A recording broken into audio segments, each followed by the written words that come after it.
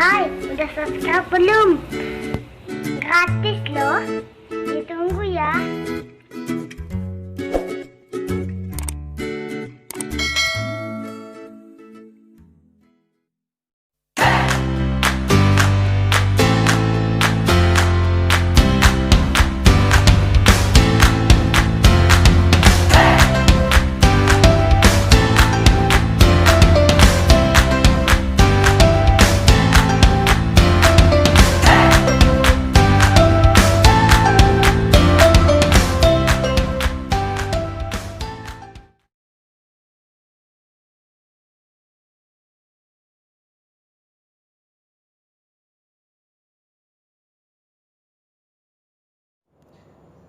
Cemburu dengan putri sendiri.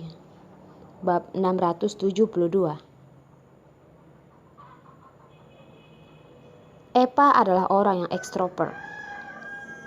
Ia tidak pernah menyimpan suatu masalah terlalu lama di dalam hatinya. Setelah Darwin menjelaskan semuanya pada Epa, mereka berdua pun akur kembali seperti sebelumnya. Jalan sampai manapun selalu bersamaan. Melihat mereka berdua sudah baikan, Ibu Carson juga merasa lega. Sebelum mereka bersiap-siap untuk kembali ke kota Pasir Bumi, Darwin menggandeng tangan Epa dan terus mengingatkannya sekali demi sekali. Memperingatkannya untuk jangan mudah terpancing emosi. Kalau mereka berdua berpikir untuk hidup bersama, saling mengalah satu sama lain itu adalah suatu keharusan. Epa memeluk Ibu Carson, masih seperti seorang anak kecil yang sedang bermanja-manja. Bu, Darwin lebih besar dariku. Aku bersama dengan dia hanya membuat aku merasa bersalah dan seharusnya dia mengalah kepadaku. Itu baru benar kan? Dua contoh di keluarga mereka seperti itu. Ayah Carson lebih besar dari Ibu Carson beberapa tahun.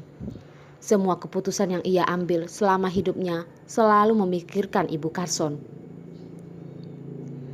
Kalau abangnya tidak usah dibilang lagi. Beberapa tahun ini, dalam mengerjakan segala sesuatu, ia selalu memikirkan istrinya. Kalau istrinya batuk sekali, abangnya sudah cemas sampai seperti apa saja.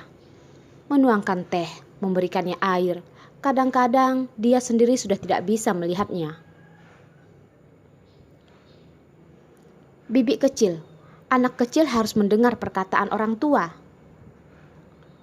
Rila kecil yang ada di samping Ibu Carson menaruh tangannya di pinggang dan berbicara seperti orang tua.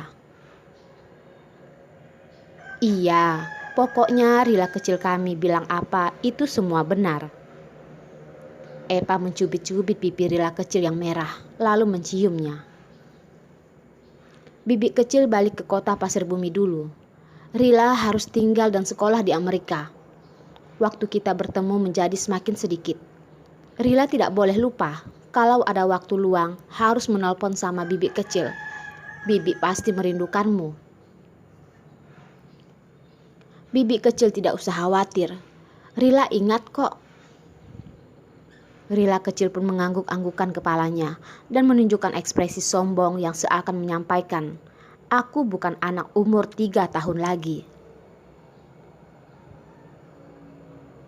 Rila kecil kami memang yang paling baik.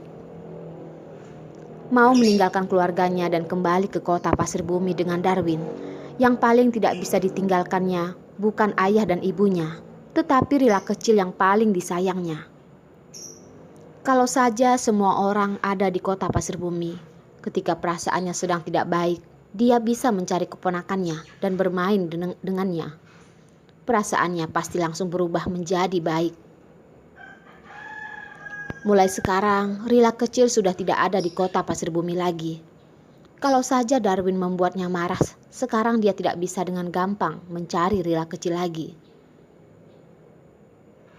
Arila melanjutkan dan berkata, Epa, kamu tidak usah khawatir. Masih ada setahun lagi ia baru mulai sekolah. Nanti, aku akan sering-sering membawanya pulang ke kota Pasir Bumi. Epa langsung memeluk Arila. Kakak ipar, Maafkan aku. Arila menjawab. Baik-baik begitu, kenapa tiba-tiba meminta maaf denganku? Epa berkata, semuanya salahku kemarin, tidak menjaga Rila kecil. Dia hampir hilang dibuatku. Aku sudah membuat kalian khawatir. Kemarin Rila kecil hilang, Arila benar-benar sangat khawatir. Sampai-sampai ia berpikiran untuk tidak membiarkan Rila kecil pergi kemana-mana tanpa dirinya. Tetapi setelah dia melihat Rila kecil kembali dengan selamat, dia juga sudah merasa lega. Jelas ia pasti tidak bisa menyalahkan Epa. Arila menggeleng-gelengkan kepalanya, lalu berkata, ini bukan salahmu. Lagian Rila kecil sudah kembali dengan selamat. Kamu tidak usah menyalahkan dirimu terus. Epa lalu berkata, kakak ipar, kemarin gara-gara masalah Rila kecil membuat acara ke rumah gua, kakak ipar dan kakak menjadi terbengkalai. Sekarang masih belum sibuk, kalian cepat-cepat pergi ke rumah gua sana. Jangan menunda-nunda lagi. Arila hanya terdiam.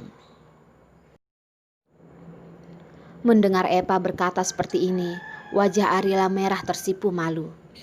Dia tidak berani melihat ke arah Epa dan melihat ke arah Carson yang sedang berbicara dengan Darwin. Ekspresi wajah mereka berdua sangatlah serius. Dia juga tidak tahu apa yang sedang dibicarakan mereka berdua. Mungkin ia merasakan pandangan dari Arila. Tiba-tiba Carson mengangkat kepalanya dan pandangan mereka bertemu. Ekspresi wajahnya yang serius tadi menjadi agak santai. Lalu ia pun memberi senyuman yang hangat kepada Arila. Melihat Carson tersenyum, Arila langsung tahu kalau pembicaraan mereka bukanlah hal yang serius. Hanya ekspresi Carson di depan orang lain memang sedikit serius. Ekspresinya yang dingin. Arila juga membalasnya dengan senyuman yang hangat dan mengalihkan pandangannya yang sedikit malu. Bibi kecil, Sebastian juga akan merindukanmu. Rila kecil sudah keluar menunjukkan kepeduliannya. Sebastian pastinya juga tidak mau kalah. Bibi kecil juga pasti akan merindukan Sebastian. Epa mengusap-usap kepala Sebastian. Sebastian harus menjaga adik kecil dengan baik ya. Siapapun yang berani mengganggunya harus kamu bereskan. Sebastian menganggukkan kepalanya dan berkata, ya, Sebastian pasti akan menjaganya. Arila pun memujinya. Sebastian kita sangat pengertian. Ibu, Rila baru anak yang paling pengertian. Mungkin karena selama ini cuman ada Rila sendiri di rumahnya. Tiba-tiba muncul seorang anak yang saling berebut kasih sayang orang tua dengannya. Jadi, buat Sebastian abang ini, Rila kecil pasti tidak begitu menyukainya. Rila kecil yang paling pengertian, abang Sebastian juga anak yang pengertian. Kalian berdua semua adalah anak ibu. Arila menggeleng-gelengkan kepalanya. Benar-benar tidak ada cara. Kepalanya berputar terlalu cepat dan kadang-kadang dia juga tidak bisa mengikutinya. Rila kecil melihat ke arah Sebastian dengan perasaan puas. Sebastian menundukkan kepalanya. Tidak ada apa-apa yang bisa dibicarakannya. Mereka juga tidak tahu apa yang sedang dipikirkannya. Aku jalan dulu. Di sana, Darwin melambai-lambaikan tangannya, memanggil Epa seperti memanggil binatang peliharaannya. Ibu, kakak ipar, Rila, Sebastian, sampai jumpa lagi. Epa pun melambaikan tangannya kepada semuanya, lalu berjalan dengan cepat untuk menyusul Darwin. Setelah lari ke samping Darwin, ia langsung memeluknya. Dia juga tidak peduli dengan orang yang ada di sekitarnya. Lalu ia mengangkat kepalanya dan mencium pipi Darwin. Tuan Darwin, ayo kita jalan. Darwin berdiri di samping Epa, membalikkan badannya dan berjalan. Ia tidak memanggil keluarganya lagi. Melihat bayangan Epa dan Darwin yang semakin lama semakin jauh, Ibu Carson sangat sedih dan terus mengeluarkan air mata. Setelah ini ia harus menunggu beberapa bulan lagi baru bisa bertemu dengan mereka. Bu, Arila menenangkannya, tetapi ia juga sudah tidak tahu harus bagaimana menenangkan ibunya. Kalian berdua pergi bulan madu saja. Aku dan ayahmu akan menjaga kedua anakmu. Ibu Carson mengelap air matanya. Tapi dua orang tua menjaga dua anak akan sangat melelahkan. Arila tidak mau membiarkan ibu dan ayah Carson lelah. Tidak ada tapi lagi. Kalian suami istri belum pernah melewati hari-hari kalian dengan baik selama ini. Sekarang sudah waktunya kalian pergi jalan-jalan keluar. Orang sudah tua juga berharap ada keramaian. Bisa menjaga cucunya di samping mereka, membuat mereka juga adalah sebuah keberuntungan. Jadi, ayah dan ibu Carson membereskan kopernya. Hari kedua, Ferdian menemani mereka membawa Rila dan Sebastian kembali ke New York dulu. Carson dan Arila berangkat dari Laut Egan. Mereka berencana untuk melabuhi dunia sekali putaran. Berduaan melihat tempat-tempat yang indah yang ada di dunia ini, lalu kembali ke New York. Mengantar orang tuanya dan anaknya pulang, hati Arila seperti kehilangan sesuatu. Serasa hatinya kosong melompong. Ia sangat tidak rela. Carson memegang kepala Arila dan membiarkannya untuk melihat dirinya. Lalu dengan sedikit tidak senang ia bertanya, Arila, di dalam hatimu sebenarnya aku urutan keberapa? Tuan Carson, sama putri sendiri pun kamu cemburu.